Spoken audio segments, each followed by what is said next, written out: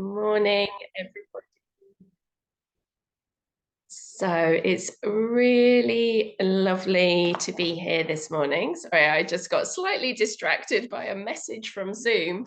Um, so hope this finds you well and warm, although we're well into spring now. It's still feeling a little bit frosty. So today we are looking at why it's okay if not everyone loves your class.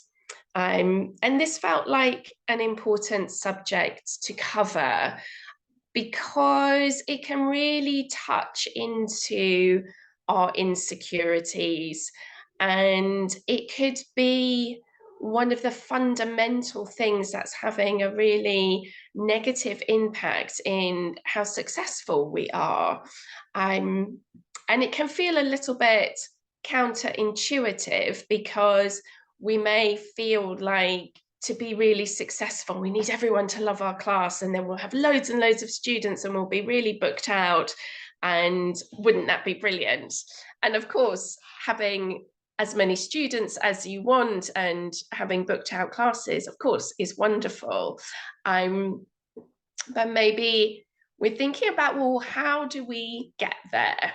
And does it really matter if lots of people don't like our classes? And certainly, I think, particularly, most of us here are women, and we may err towards the side of people pleasing and wanting to look after people, make sure everybody's happy.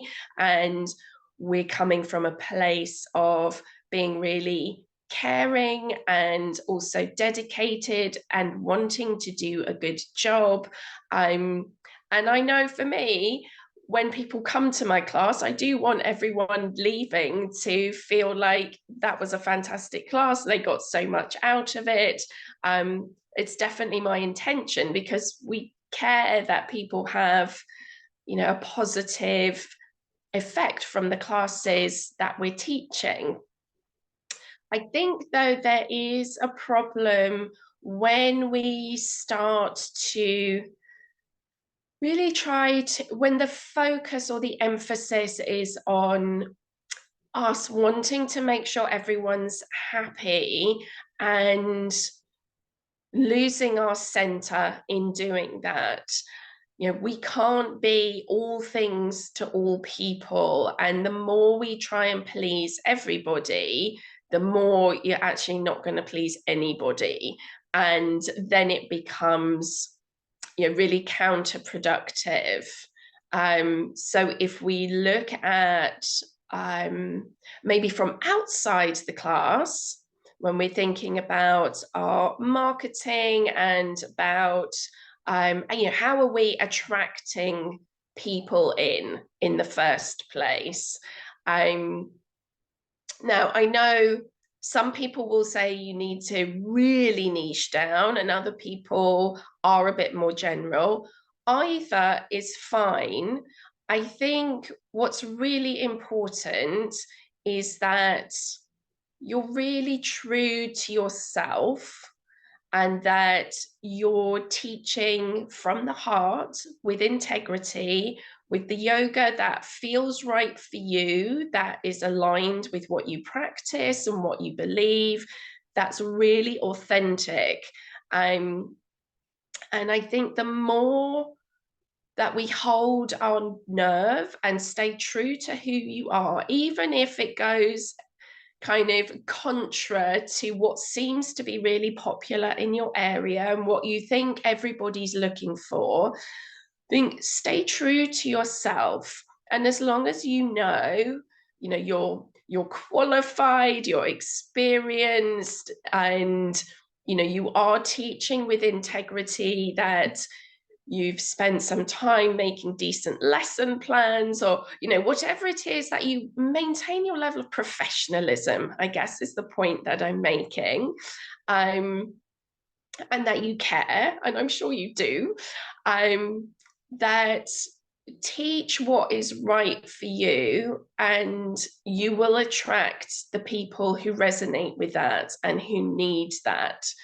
um, and I think when we teach a style of yoga that is right for us, that works for us, our marketing is so much more natural, because we're not trying to be something we're not. It always comes across a bit artificial. And I think and I'm speaking from experience, because I've tried to emulate other successful teachers that I admired and thought, well, maybe I need to be more like them to be more successful. And of course, it doesn't work, because you can't really emulate other people with any kind of authenticity. And whether it's conscious or unconscious, people looking at your messaging are just going to sense something's a little bit off, because it's not coming naturally. Whereas when it's something that really comes from the heart and is really authentic for you, the way you talk about it, the way you engage with it, your whole body language, just everything about you will resonate. Like, this is really real for you. You're genuinely passionate about it. You speak from experience because it's what your self practice is, and you know the benefits. And when we try to copy someone else's success, it's never going to work in the same way, because the reason that they're successful, I would bet on, is that they found the thing that really works for them, and they're passionate about it, and they live it. And that comes across in everything that they do. And people really connect with that. So it's finding your thing and really sticking with that. And I think one person that comes to mind, if I remember her name correctly, is Christine Weber, who does very slow, mindful style of teaching yoga. And she's made that her niche. And she did that in an environment where everyone was doing strong vinyasa flow. That was the yoga culture in the part of America that she's in. But that wasn't what was right for her. And over time, she has built a really successful business over this slow, mindful yoga, which, must have taken a little bit of nerve at the beginning to just do the opposite to what everyone else was saying was the thing. But that's what felt right for her, and that's what felt true, and that's made her very successful. So it's not that either of those styles are better or worse than the other. It's that we need a variety, because as humans, we are very varied, and there's not just one way of doing yoga, as I'm sure we all know. So finding the thing that's right for you, by default, is not going to be for everybody, because not everybody likes the same type of yoga class. So if you're finding that people are turning their nose up at your offering, in a way, it's a sign that you're on the right track, because it means that there's a clearly defined thing that you're offering that by its nature is not going to be for everybody. So it's really useful when people look at something and go, no, that's not what I'm looking for, because it's saying that you're quite clear about what you're offering, and what the features are, and what the benefits are, and what the style is. And so what came to mind when I was thinking about doing this talk this morning was, just at the weekend, I treated myself to a new pair of jeans, and there was a very specific style that I was looking for. So I wanted something that would sit more around my hips, that was a wider leg, that was a certain color. And so I made it very easy to shop quite quickly, because looking through all the jeans is like, that's too dark, that's a high waist, that's a skinny leg, no, don't want that, that's not what I'm looking for. And there was nothing wrong with any of those other jeans. They were all great. For someone else of a bit different body shape, looking for a different style, there's a place for all of those things, but I knew what I was looking for. And I think our students can often be like that. They may well have a clear idea of what it is that they're looking for. And I think if we have something that's too general, that tries to please everybody, like a yoga class for everyone, for all ages, shapes, sizes, styles, energy, it starts to become a little bit nondescript and a little bit too much of a compromise. So, again, thinking of my jeans, if the designer was trying to please everybody, they would end up with such a compromise on the style that it wasn't really a high waist, but not really a low one, somewhere in the middle.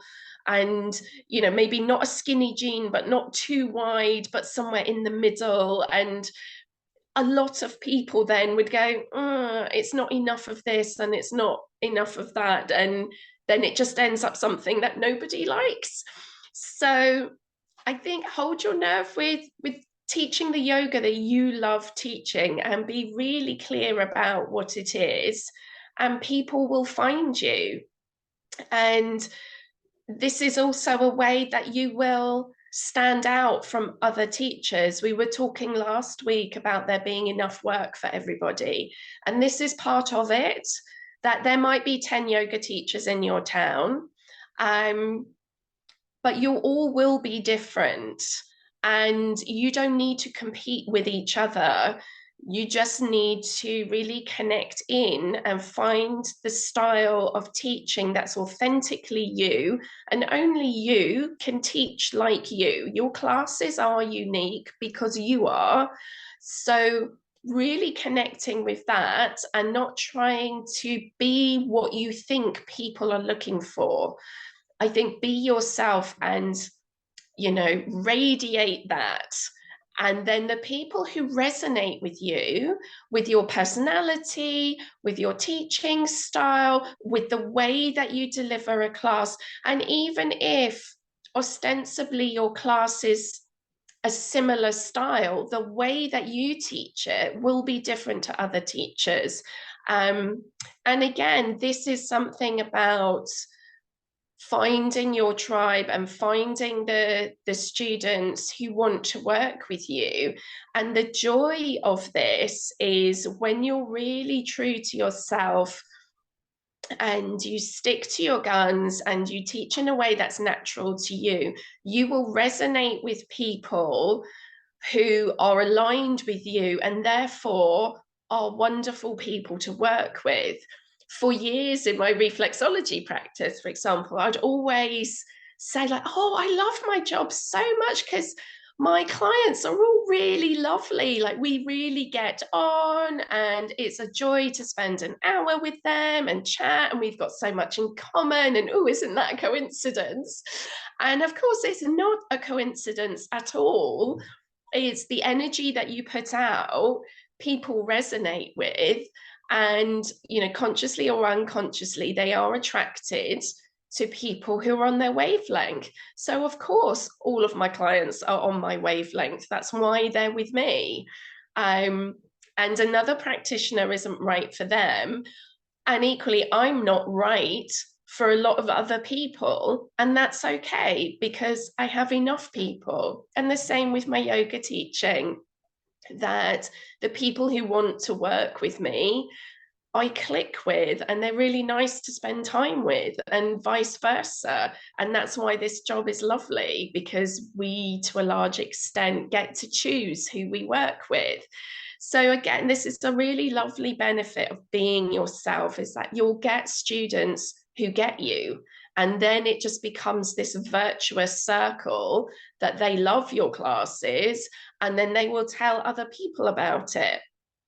So these are some points to really reflect on and check in that you really are teaching something that feels very natural to you.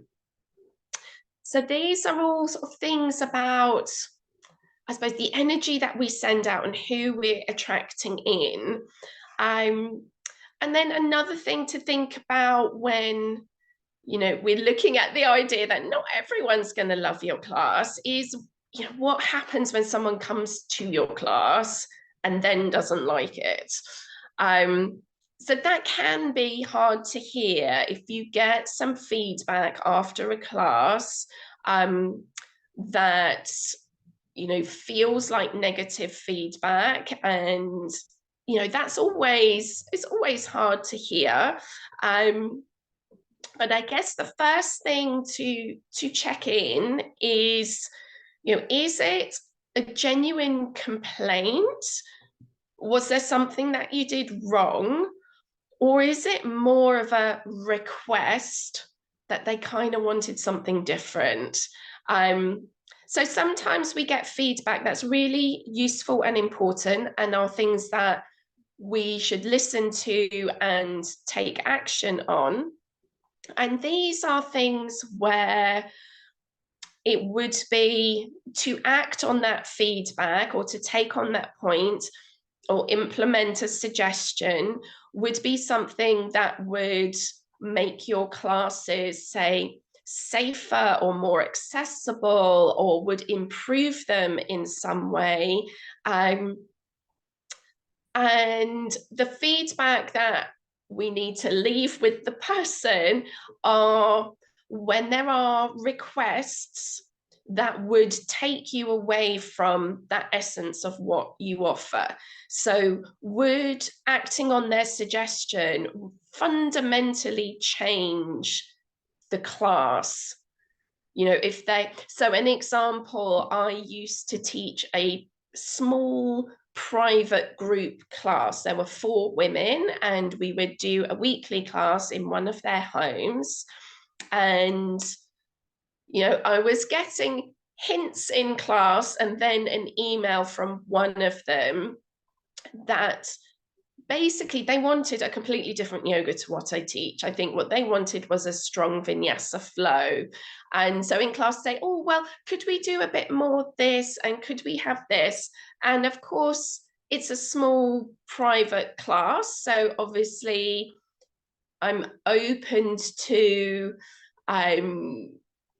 not taking requests as such, but, you know, meeting their needs as much as possible, you know, when they're hiring a private yoga teacher. But I still need to teach what's authentic to me. And so, yeah, and it was difficult to push back because you think, oh, I don't want to lose a private class, you know, on a business point of view, you think, yes, it's good regular income. And on the whole, it works. But if I was changing my teaching style, for one, it wouldn't be authentic to who I am. And so I wouldn't be delivering it probably in the way that she would want anyway, if she's comparing me to other vinyasa teachers, because that's just not my style. And it wouldn't feel natural to me, so I wouldn't be enjoying it. So that's not a good energy to bring into a class. There was a bit of me that would feel, you know, a bit resentful and a bit, oh, but this isn't really what I want to do. Again, it's not the right energy to have as a teacher. You want to love what you're teaching.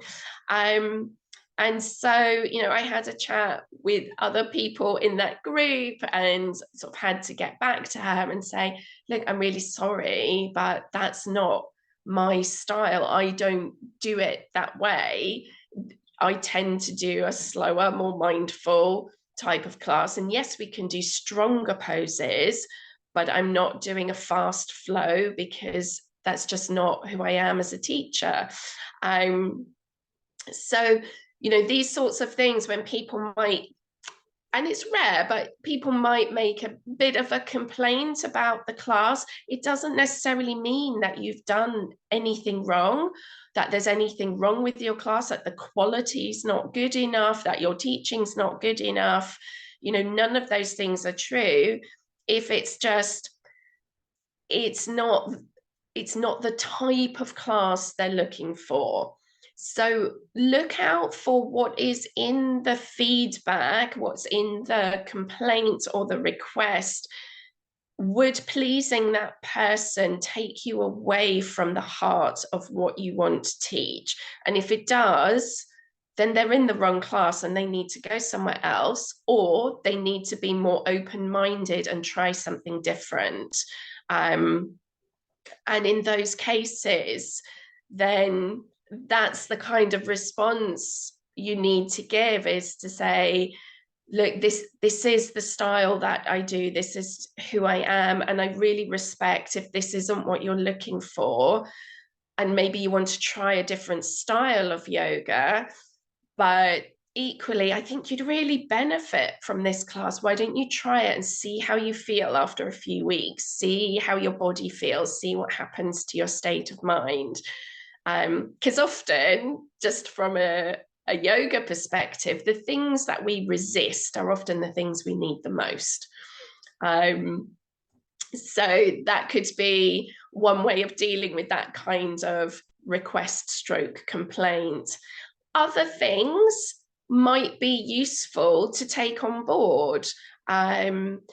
If somebody, for example, was saying, oh, I love the class, but I don't always understand your instructions. I don't really know the Sanskrit terms, or maybe your voice is too quiet and in the back of the room we can't hear you. Like, these are things that are useful to act on, because it doesn't take away from your teaching style.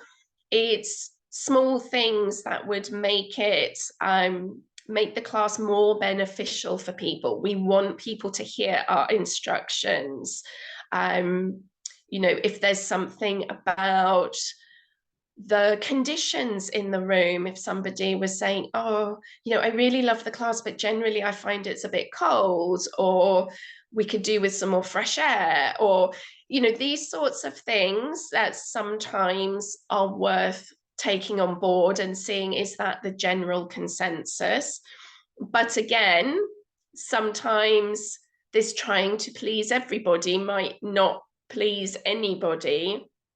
When we're talking about environmental conditions, then maybe if everybody else finds the temperature is exactly right for them or is comfortable, and there's one person who feels cold and wants it to be extra hot, maybe they need to wear warmer clothing, or we allow them to have socks, or maybe we could give them a blanket for floor work.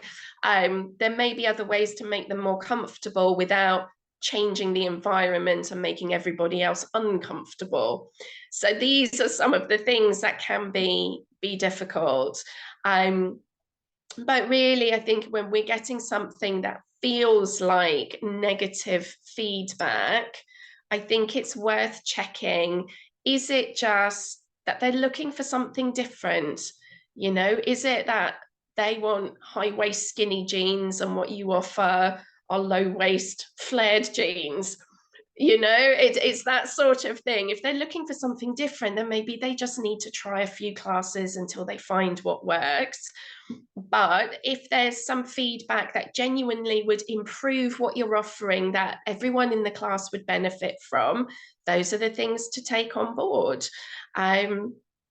So I wanted to leave today with a quote. So let me just bring that up on my screen. And interestingly, I saw this on a friend's social media recently, which was a lovely coincidence, because this is what I was planning to read for today anyway. So let me see where that is. Here we go. So this is called "You Are Not for Everyone," and it's by Rebecca Campbell. You are not for everyone. The world is filled with people who, no matter what you do, will not like you. But it is also filled with those who will love you fiercely. They are your people. You are not for everyone, and that's okay. Talk to the people who can hear you. Don't waste your precious time and gifts trying to convince them of your value. They won't ever want what you're selling. Don't convince them to walk alongside you. You'll be wasting both your time and theirs, and will likely inflict unnecessary wounds, which will take precious time to heal. You are not for them, and they are not for you. Politely wave them on and continue along your way. Sharing your path with someone is a sacred gift. Don't cheapen it by rolling yours in the wrong direction. Keep facing your true north. And I really love that. I think it's such an important thing to keep in mind. And that, yeah, we don't have to be all things to all people. We don't have to please everyone. Not everyone has to like us. It's okay. It doesn't mean that we're doing anything wrong or we're lacking or there's something wrong with us. It's just normal and natural that some people we resonate with and some people we don't. And everyone has the people who are right for them. And that's why there's space for all of us. So I will leave you with that thought. I would love to hear your thoughts, and if there were any little aha moments or things that really clicked for you today, do write that in the comments below. So wishing you a lovely rest of your week, and I will see you here next Tuesday at 10. Thank you.